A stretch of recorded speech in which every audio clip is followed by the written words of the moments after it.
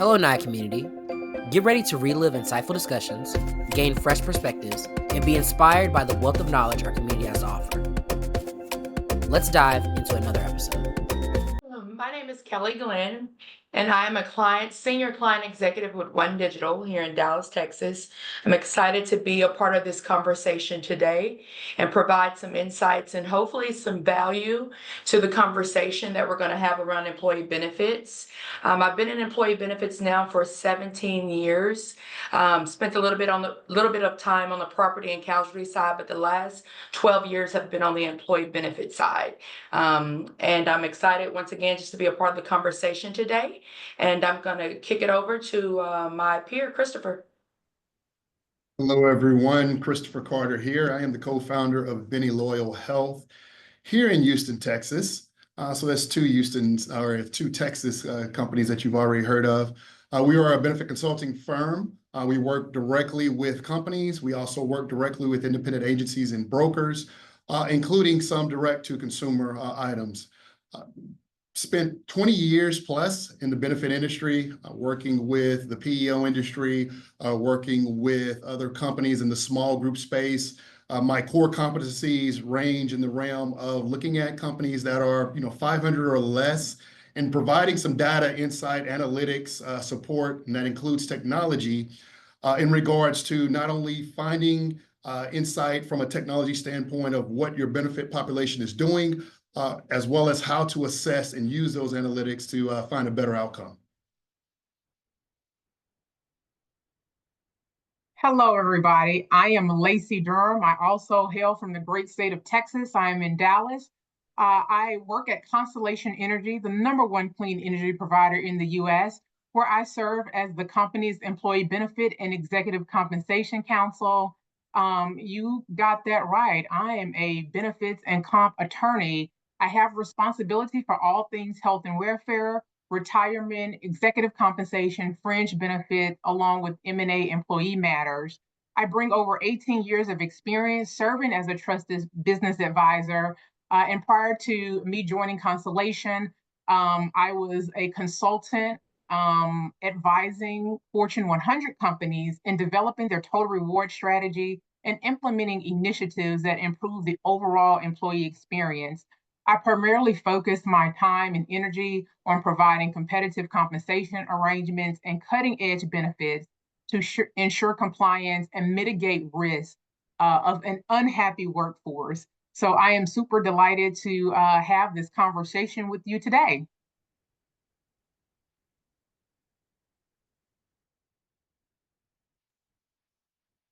Great.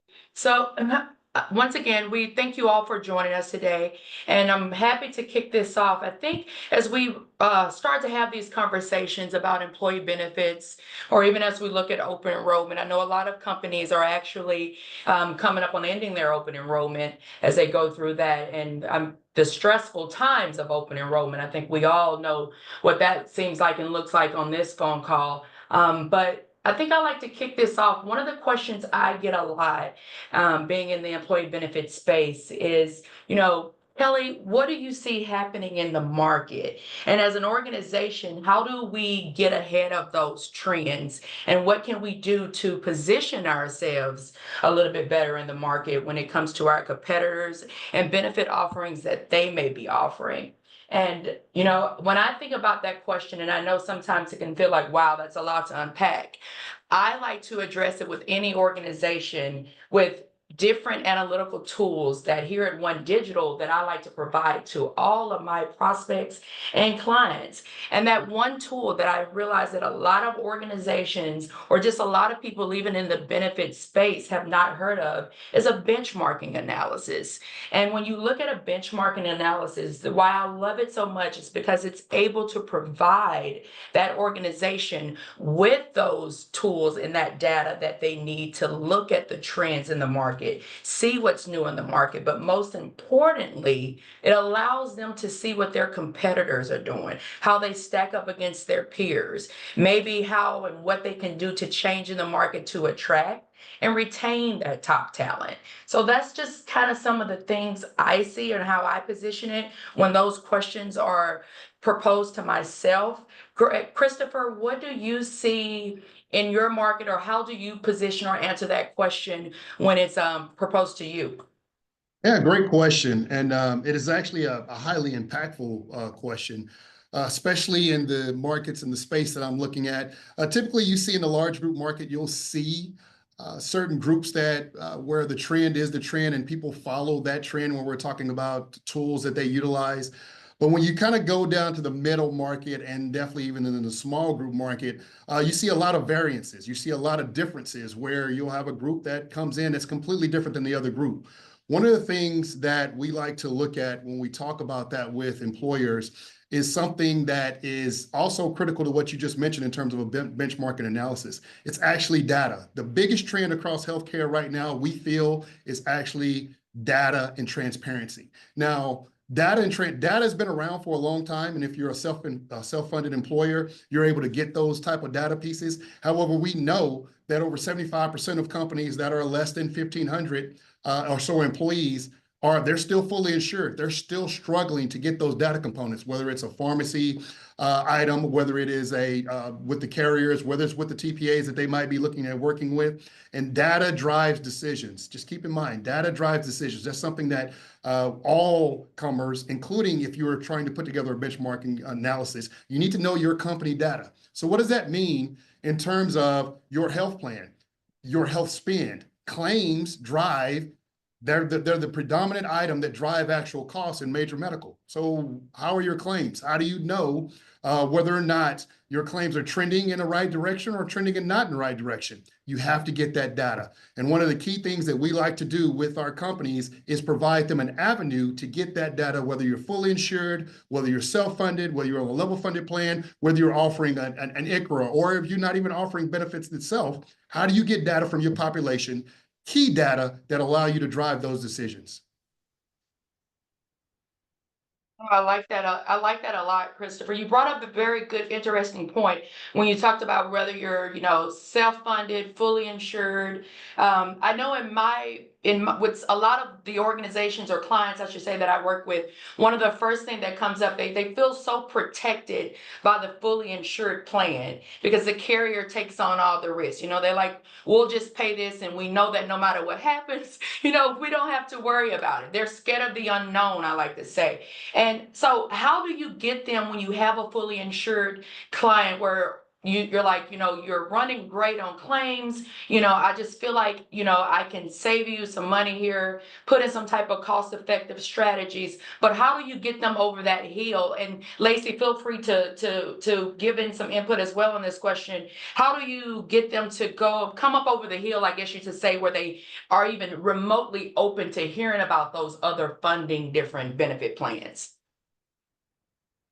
Yeah, I'll say something real quick, and then I'll turn it over to Lacy because I know Lacy has some great ideas on this as well. If you feel a little bit nervous about anything, typically where does that fear come from? It's the fear of the unknown. It's the fear of not being certain about what the future holds or where you've actually been. Again, we go back to that same component. Data is king. You have to know your data. So if you are thinking about transitioning into a level funded, self-funded plan or arrangement, you still want to know that data before that transition happens so that you can properly prepare and properly educate not only your population, but also work with your broker to make sure that you're actually in the right network, you're in the right plan structure, you have the right offerings. Without the data, none of that matters. None of that makes sense because you don't even know what you're shooting at. So really the question is, are you getting that data now? And how, if you're not getting that data, how can you access that data? And then once you have it, how can you actually use that data to provide a better analysis for your program going forward? And I know Lacy has some key tidbits on this as well. Yeah, sure. So I would just like to add in terms of getting the data is really understanding what the data says and being able to leverage the data for your particular employee population. I think a lot of times we may do the benchmarking and we may get the data, but we don't understand how to customize it for our employee demographic. And I think that's a huge game changer there. In addition to that, there are a couple of other nuances that people rarely think of. Even if you're on top of the emerging trends and you know what's going on, you know what's in and what's out, not only do we fail to customize it for our employee demographics, but we also fail to account for multi-generational needs within those trends and within that data, particularly if you're in an industry that has an aging population or in an industry where it's more prompt, more apt, right, to have younger people, maybe a technology industry. And so keeping those things in mind, I think really helps drive the information and the trends that you get from the data, and then really being able to implement them. As you're thinking about, maybe if you should move from fully insured to self-funded, there are a lot of key things that you should consider. Compliance with the laws, right? Are you thinking about what that is going to look like? What truly is the cost differentiation there? A lot of times when we evaluate the trends and benchmark, we look at the cost, but do we really focus on the price and the cost per participant? One of the things that I have found in terms of benefit is optimization. A lot of times, companies and clients go with what is on trend, but they don't look to see who's actually leveraging those benefits. I'll give you a very crude example. At one point in time, smoking cessation programs were all of the rage. And in another job as a consultant, I had a client that had implemented a very hefty smoking cessation program. Now, the demographics and the trend said that that's where they needed to go. And they actually did have a population, that generation was heavy smokers, and they implemented that benefit for something to the tune of $2 to $3 million. You would not guess there were only 4 participants that were using that benefit, right? And so we talk about trends and costs. There's an optimization component there that we need to be astute and attuned to as well. No, Lacy, I like that a lot. You hit on a lot of key points there, especially around the points on the knowing your demographics within your organization, making sure that all your employees feel inclusion, right? I know so many times I hear when I speak to a lot of HR managers or VPs or even CFOs, and the first thing out of their mouth is, I love my broker. And I go, and sometimes this is a bold statement when I say it. You love your broker, but does your employees love your broker? And that's the most important thing. I think that's the ball, or that's that's often missed when you're looking at organizations or talking to them about their benefits. So that was, I really found that really insightful when you mentioned about the demographics and just making sure that all the population in the workforce is captured.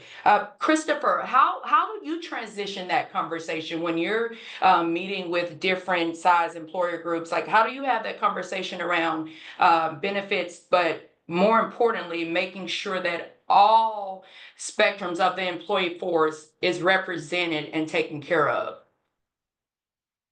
Yeah, that's key. Lacy, you definitely bring up a great point, Kelly. You're definitely key on enhancing the point that Lacy brought up.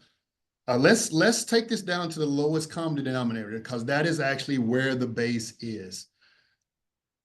The cost of healthcare, the actual experience of healthcare, the actual utilization of healthcare at its very basic level from any size organization goes to each. Your organization are going through different health items, their journey within the healthcare system, the things that they're having with their family in terms of whether or not they have children, whether or not they have loved ones that are going through a particular rough event.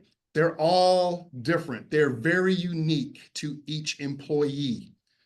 So if you're actually looking at this from the top down and saying, hey, we have this offering, just like you mentioned, a smoking cessation plan, this is going to be great for our group, you're missing the whole component of how can I impact each and every employee? As we're talking about some of these things, I think it's great to highlight some solutions and talk some conversations that we actually talk about at Beneloyal Health. But I know that Lacy and Kelly, I know you've kind of touched on some of these solutions as well in the past from our conversation. There are small items that you can change inside of your benefit strategy, not even change, to enhance that. For example, we talked about transparency. We talked about price transparency. We're here in Texas, and I just want to use a stat real quick. The majority of people in Texas don't even know that there was a House bill passed in the state of Texas to allow employees or members to actually utilize their benefits in a way that would get them the best costs. And I'll give you an example. In the state of Texas, if you are going to a facility, let's say it could be for imaging, it could be for any type of procedure, and you pay out of pocket, not using your insurance, you pay out of pocket, you have the ability to actually take that dollar amount, whatever you paid, and actually apply that to your deductible, even though you didn't even use your insurance inside of that. So that gives you the ability to choose your facility, to choose your location, whether it's an outpatient item or an inpatient item, to actually make sure that you, as the member, are paying the best cost for what suits you versus, and I'm going to throw this out there, I know this is somewhat controversial, the negotiated rate from the carrier is not always the best rate for that member for whatever particular item that is there. So if you have a health plan that has a care navigation solution, I'm going to use that and throw that out there. If you have a health plan that actually utilizes some of those offerings, they can have care advocates that allow the member to choose the best solution for them, even though your overall health plan, your overall carrier, your overall structure didn't change. That's just a small item that you can utilize to make an adjustment to make sure that you're impacting each and every member of your population. So I appreciate, Lacy, I appreciate you bringing that up. It is driven by the demographics in each individual member. Yeah, I'll just give another crude example of that. When we're talking about overall total rewards and total benefits, an example that I like to use is that sometimes that multi-generational impact is felt. I don't think it's a secret that baby boomers or people over a certain age, they are laser focused on retirement, right? So all of the retirement vignettes, the extra financial education that will come with some of those solutions and tools are paramount to them. But you think about a different generation, their focus is on something different. I always like to use the example of the benefit of a tuition reimbursement. A lot of employers love to tout that as a benefit, when the reality of it is the trends say that tuition reimbursement is not on par with the younger generation, is actually student loan repayment. And so being able to really take that data and slice it down, the nuances for your particular demographics are critically important. And so maybe it's the move from tuition reimbursement or scaling that down to do more student loan repayments. Or if your generation, your population of employees is a little bit older, focusing more on the retirement, the financial planning aspects of it, increasing a match is more important. And so, really tailoring your statistics, your data, your benchmarking analysis to your demographic is really, really important. I like that a lot, Lacy. And I'm gonna piggyback off of what you just said, but I want to remind the audience that please feel free at any time to drop your questions in the box, and we'll make sure to get to those and answer those. So I want to make sure that we remind you guys to make sure that you do that if you have any questions throughout the webinar. But Lacy, just to go back to what you said around having the employee benefits and recognizing your generationals across your workforce, whether it be your baby boomers, right? Their needs are, to your point, are going to be totally different than your Gen Zs, where they are, student loan repayment, where your baby boomers, they might be more financial literacy, right? As they look to transition out of the workforce.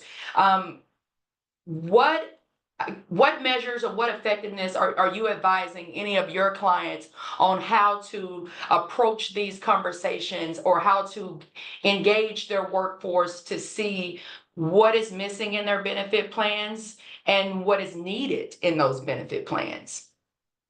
Listen, that's a great question. I always encourage my clients to I know we hate to do it, but they really do provide critical information, particularly if they're structured correctly, internal surveys.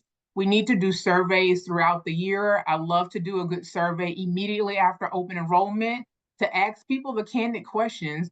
Were the benefits there that you thought were there? I love a good midpoint survey that you can do with brokers or vendors. What additional questions are you getting that we may not be getting as a client? Are people coming directly to you? Another good resource and tool to use is the ethics hotline for companies. A lot of times people don't know where to go, so they usually go to HR first to dump. And then sometimes because they don't know and they feel like they've been slighted with benefits, they may call in an ethics complaint. Just scour to see, was there anything specifically benefits related? You don't need name, you don't need contact information, but I think those things will give you a good sense of if you're in tune. You also absolutely have to do your own internal benchmarking and analysis throughout the year.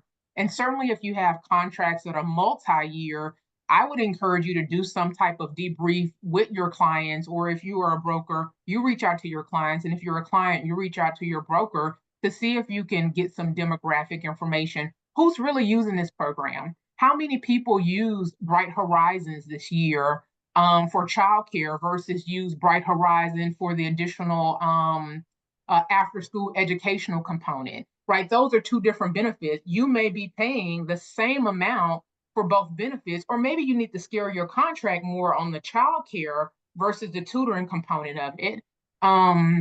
I think those are some of the tips and tricks that are good to be able to gauge that going forward.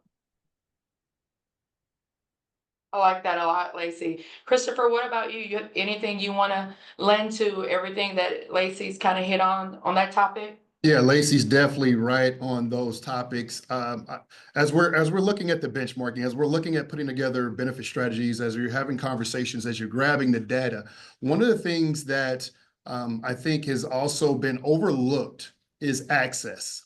And what do I mean by access? For example, Lacy shared a result from a prior company that she had worked with that wanted to put in a smoking cessation program. And they ended up finding out, a couple of people were actually utilizing that program. One of the things right after COVID that was, just really blowing up, and you really saw that in just about every health plan, was virtual medicine, virtual primary care, virtual telemedicine, just virtual medicine. And you see that now in a lot of plans and a lot of plan strategies that's kind of included. One of the things we found over the last couple of years, as we've been able to research those items, is that most of the people from a survey standpoint, when I say people, I'm talking about your employees, really like to have that option available. But when it came down to utilization, less than 7% of members actually use the solution. So you as a company make this investment to put something in a plan that many people wanted, but they're not utilizing it. And that's where I go back to the term of access. What we found was that, okay, not only was it difficult to utilize your own benefit plan that they already had, it was also difficult to then try to find out, how do I access the virtual medicine component? Many people are familiar with Teladoc, but there are dozens of virtual medicine providers out there, actually hundreds now, that are out there that are embedded in the medical plans. Your members, the data shows your members, they like the benefit, but they have trouble actually accessing that benefit that you put in place. So one of the things I would like to highlight as we talk about these strategies and what you're doing is that you try to make it as integrated as possible, that the access, if as close as possible to a single sign-on solution to where it's all coming from one location, whether that's a mobile app. One of the things that we like to do when we're working with our clients is we like to provide them or work with them in a mobile app or a virtual experience that actually has everything there, all of their carriers, all of their components that are including gym memberships, including pet insurance, all those things that you're trying to put into your benefit plan or benefit strategy to make it robust because you want to engage everyone. It has to be accessible to everyone. I know coming from the PEO industry myself and looking at a lot of different integration points, one of the biggest items that we had from a call center standpoint was during COVID, as the virtual medicine item was really just blowing up and really getting there, you had so many people call in, how do I call or how do I access, and I'm just going to use Teladoc in this situation, how do I access Teladoc?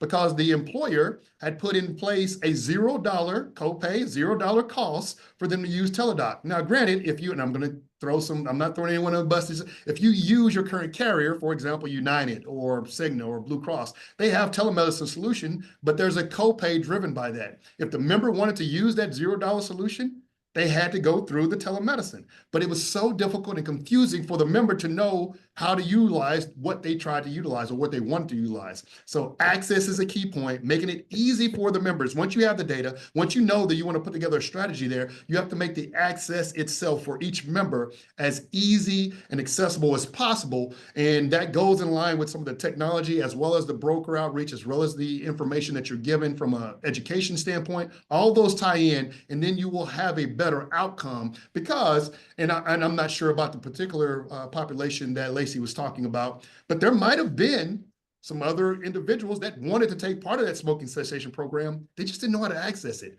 So I just wanted to highlight that. So you bring up some very good points, especially around the utilization rate, because that's so key. I find so often that employees, they don't understand their benefits. They don't understand what a copay is or what a deductible is, or even why it's more beneficial to you maybe to go to an urgent care versus the emergency room. So how are you having those conversations with your clients to make sure that they have the things in place that can equip their workforce with the knowledge to understand their benefit plans? And I'll let Lacy, you or Christopher can kick that off. All right, I'll jump in real quick. So if you recognize a common theme that both Lacy and I and Kelli have mentioned, when we're talking about education, when we're talking about access, when we're talking about being able to drive home some of the points and questions that many of your members have, it actually is at the employee level. So let's be real. We sit in front of, once a year, we'll sit in front of let's say a 500-man group or 1,000-man group, and we will go over the benefits with them, and it's an hour and a half, and then we'll send them the video so they can go back. How often do you feel like they're going back looking at an hour and a half video of the benefit enrollment meeting that actually highlighted some of those items? The employees, they're not doing it. Let's just be honest about that. That's not happening. It's great. We have to provide that initial outreach to get that done. But throughout the year, throughout the rest of their employee health journey, there needs to be a touch point, not just HR. HR, that's part of it. HR wears a huge hat in this regard, but there has to be, in this situation, what we call them, that's kind of the industry term, care advocates. There has to be some advocacy involved. There has to be an avenue for your employees, either through their own self-serve portal. We talk about technology a lot to be able to price transparency. There are a number of different companies out there that work extremely well with the employee for them to just type in their let's say they need a prescription or they need a particular scan, to be able to get cost analysis and to know where to go. There's a number of opportunities for that to be embedded, but also the care advocacy component that you talked about. What does it mean you have a diagnosis of X? Let's just say one of the things that's very, very big in I say big just because in a negative situation, heart disease, diabetes, and in the Black employee experience. We are seeing a lot of that in our community. What does that mean now? What does that mean from a cost standpoint? What does that mean from a care standpoint? How am I going to afford to take care of myself inside of the plan that I'm actually given by my employer? There needs to be a different conversation, and that should, in my opinion, come from HR because it's a specific very personal health item for each individual employee, and that needs to be embedded in the solutions that you have. And there are a number of different opportunities to do so at very, very low cost to get that done for your companies and your clients that you're working with. Listen, I can only echo that. I can only echo and say that truly clear communication, frequent touch points are paramount. When it comes to understanding actually what's out there, you got to meet people where they are, right? And so, besides the traditional once a year kind of blast, the 1.5 hour meeting, we have to keep some of those things up throughout the year and be very strategic about when we do it. I've seen that most of my clients have been, the most successful clients have done this at every opportunity they can, whether they send a care advocate or HR representative to an all hands meeting, maybe even to BRG meetings, right? Or your ERG meetings. The African American Business Resource Group is meeting. Let's reserve one meeting out of the year to talk about that, particularly benefits that traditionally go unused by that demographic, or benefits that demographic should be doing more of, but they may not be aware of. We have to meet people where they are. Everybody cannot take a piece of paper and understand what benefits mean, right? Some people just don't do that. So you have to invest a little bit in creating video vignettes. Now, the great thing about it is that a lot of your vendor partners may have some vignettes that you can already use, but we've got to take advantage of that.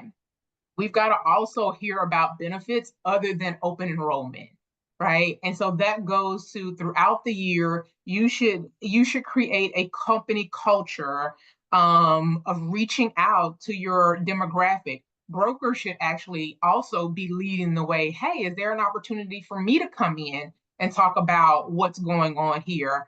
You should be using this as an opportunity to give updates about what's going on, what has changed as things change throughout the year within the package. The presentations must be engaging. They must be tailored at the right level. Listen, you're going to have some organizations, some employees that are very sophisticated and savvy when it comes to their benefits. You're also going to have some that this is their first time even having health insurance, right? They may not even know what a copay is.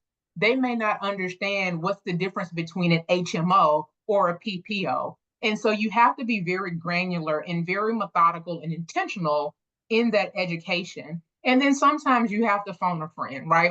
Oftentimes we rely on HR for their expertise, but sometimes we need to tag in other people, whether that's the broker, whether that's the vendor. Sometimes that actually is legal as well, to help people understand what's really at stake.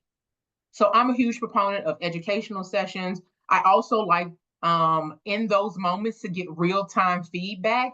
And if it can be done real-time, we need to do something contemporaneous or close thereafter, right?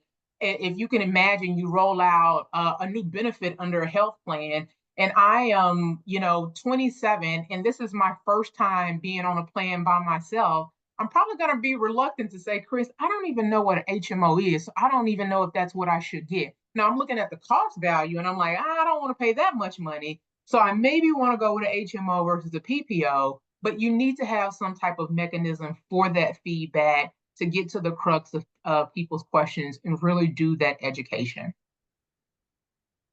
I like that a lot. And Lacy, there was a question. I want to get to some of the questions in the box. One of the questions, Lacy, I think this was to what you were just speaking on. Are you suggesting care advocates should be driven by HR, the carrier, or both?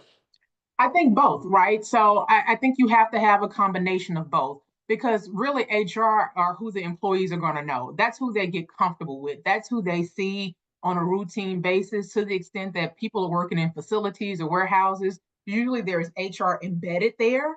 From the vendor or from the broker, they may have a different level of expertise. They may be able to walk through the nuances of how do you find the full list of gym memberships that are available under the plan. And so I think you need this combination of both in order to truly allow people to leverage their benefits and get the most bang for their buck. Because at the end of the day, we want our employees to have this robust experience and use the benefits that we're paying for, right, as part of their total rewards, their compensation package. So you do need both. I'd actually take it even a step further, in that definitely HR. That's kind of the starting ground for many employees. That's also a scary. HR by itself can be a scary item.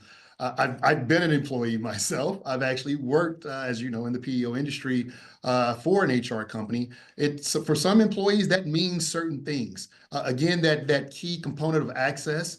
So if the HR representative is not someone that they feel comfortable with, the company should provide a third party that's available to take care of these items that is exclusive for the member themselves, that is not a reporting mechanism for the company, but more of an assistance mechanism for the employees themselves. So that's something that should definitely be embedded. So when we talk about HR, the carrier, there should be a third. Again, we use a lot of third-party advice, and then you can actually have them embedded in your health plan when you're looking at that. The other component that I did want to mention is we're finding and we're starting to see from the carrier a little bit of push and pull. Some of the things that we just talked about earlier, you cannot actually receive from the carrier. For example, carriers are in business to actually take care of the employees inside of their microcosm of being able to take care of your employees. So if an employee were to ask the carrier a question that might not show the carrier in the best light, or might have the carrier saying, well, if you go to this facility versus that facility, you can have a better price, they might not get the answer that is best for the employee. So again, having three different avenues, not just HR, not just a carrier, but also a third party, will give the employee the best experience to be able to handle whatever health experience that they're actually going through, which in turn will give you an overall benefit satisfaction that is better than just not doing it at all. Kirsten, let me just add an additional point to that. I love what you said, and that is absolutely spot on. The additional benefit of doing that too is because sometimes employees will put HR in a compromising position. And I am putting on my legal hat now. We don't want HIPAA information, people's medical history running all throughout the organization. So it actually is a very astute tactic to have a third party in there that can capture some of that information. Listen, when healthcare advocates are talking to employees about their situations, sometimes employees can, because they need the right information, they can tell it all, right? And heavy is the head that wears a crown. From a legal perspective, we don't want everybody in HR knowing that information. So thank you for bringing up that point. It is very well received. And Lacy, you're spot on there. Definitely, it is definitely a tight rope when you're dealing with HIPAA, and you're right. You have to be very cautious of the things that fall into the hands of HR, because you can also be setting the organization up for a bigger problem. So you are spot on there. So I really appreciate that. We have another question that's in the box. It says, in the GLP-1 medication world, you have been introduced to the PBM, and that's a pharmacy benefit manager. How do they have so much power over the medication you can be prescribed? A doctor can prescribe the medication, but a PBM can deny it. I'll just kick this off a little bit. I'll tell you one thing. So this is a hot topic in all organizations right now, the GLP-1 medications. And so a doctor can prescribe a medication, but ultimately, if your organization's pharmacy plan is excluding weight loss drugs, then no matter what the doctor prescribes, they don't have to cover that particular drug. I know it can be frustrating. I have a lot of, I talk to a lot of HR people, HR managers, churros, a lot of people who are coming to me saying, Kelli, what are the benefits of covering this versus the benefits of not covering it? For example, I had one organization where they were thinking about doing it, but they still are stuck on the unknown of what the drugs can actually do and provide. So it's also a little bit of a scare tactic there for them as well, because they don't know, long-term effects of this drug and what can happen and what can also fall back on the organization. So that is kind of in the unknown right now. But to answer your question, I know it can be a bit frustrating because the doctors are prescribing the drugs, and a lot of organizations are not covering those drugs right now.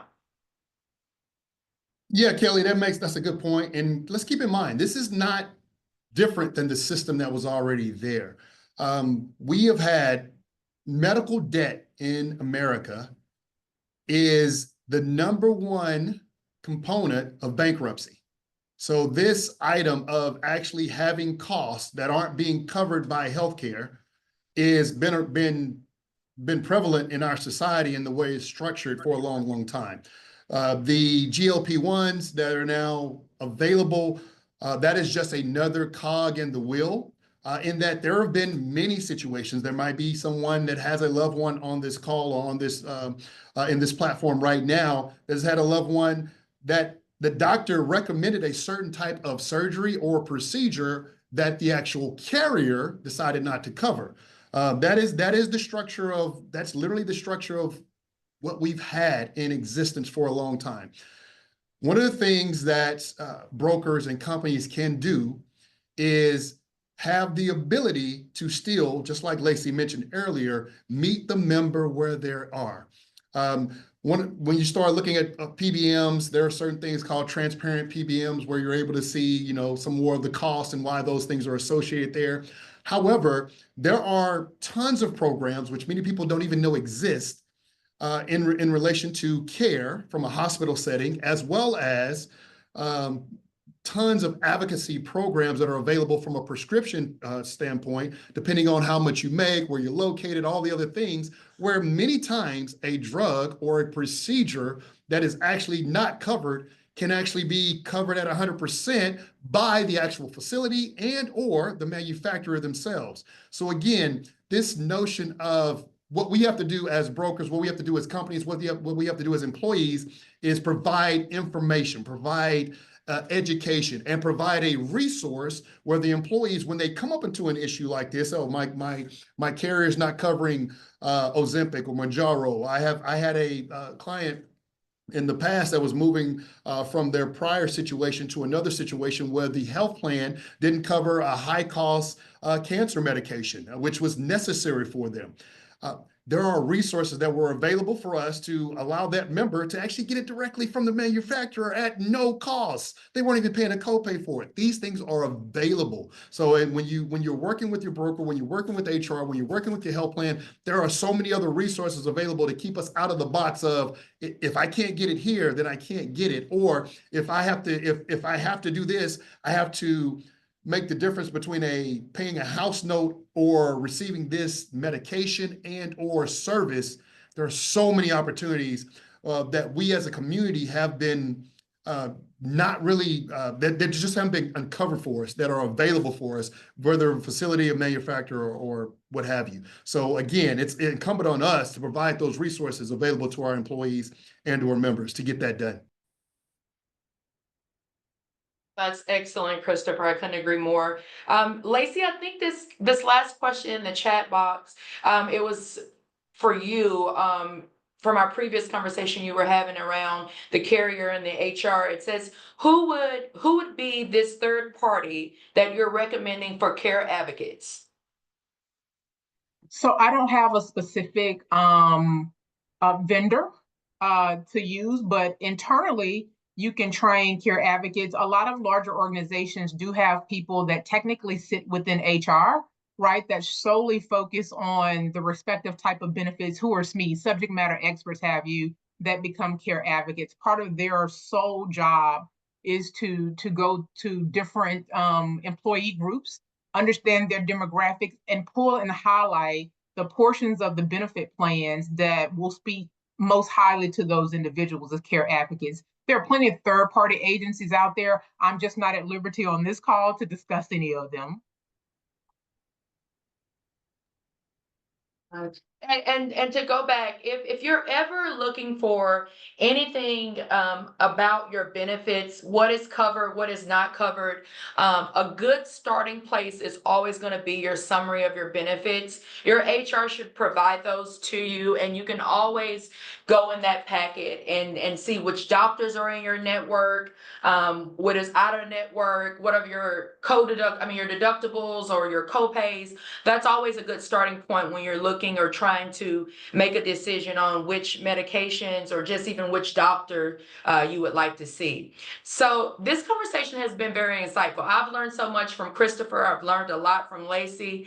I think my takeaway from this whole conversation is we just have to continue to be health advocates. It's like what I like to always say, position myself, and always try to educate an organization or an HR person or even the employee on their benefits, because your benefits are powerful. And if we are going to ever attract and retain top talent, then we have to continuously always make sure that our benefits are meeting all demographics and that everyone is included and feel like they are showing up and it's represented within that organization. So I've enjoyed this conversation. I've learned a lot today. Lacy and Christopher, is there anything that you would like to close out with as we transition out of this? Oh, I'll let Lacy go first. I feel like I've been talking a lot, and that's yes, I would love for you to go first, Lacy, if you don't mind. Well, listen, very high level. We have talked about so much today, but I'll leave with a couple of things on my wish list as employee benefits attorney and HR being my main client within many organizations for brokers, right? Lack of preparation and customization will kill you every time, right? You've got to go in and understand, not give cookie cutter proposals, not pitch cookie cutter ideas. You've got to go in and really understand the organization, right? You need to understand the organization's pain points. If there's high turnover, if they're multi-generational workforce, you need to understand if there are specific compliance concerns. We cannot overpromise and underdeliver. That just won't cut it in today's age. We also have to be responsive and transparent. I think we've talked about that a lot here. We've also talked about understanding the data and the analytics. Also, too, something that we did not talk about, but innovation is our friend here. There are so many technological advances that we need to be able to leverage. And if you are not coming to the table and making proposals and working with your clients around these innovative ideas, you're really missing the mark. And as an attorney, I would be remiss if I did not say there's a huge compliance component to all of this. When we talk about the summary benefits, the summary plan description is required by law to be given to every participant so that they understand their benefits. If you're not getting that, that's a miss. If you're bringing benefit offerings to the table and you don't understand HIPAA, COBRA, ACA, all of these different regulations, ERISA, you're missing the mark. And so my key takeaway is that I hope that you understand the organization's unique needs. I hope that you provide transparent, innovative, and actionable solutions to their needs. Awesome, Lacy. And I want to reiterate what Lacy just mentioned. That is a step-by-step approach of how to actually get it done. And every organization should actually cut that, what you just mentioned, and actually use that as a process improvement. And then at the end of the day, we have to understand why we're offering benefits in the first place, which is for the individual member. We have to understand that. I know we get caught up in the cost realm of things. However, there is so much ability right now. There's more ability right now than there's ever been in the history that, well, I don't want to date myself too. As long as I've been in benefits over 30 years. There's much more access, availability, innovation, technology, transparency than it's ever been in the history of us as group benefit offerings, employee benefit offerings. And it's, from a cost standpoint, it has never been less expensive. So that being said, we would love to just really keep that in mind. You can get that done for your individual employees because that's where everything starts. That's where everything goes. Thank you for watching this flashback episode of Naya. We appreciate your time and hope you found the insights valuable. Stay tuned for more enriching content. Until next time, thank you for being a part of the Naya community.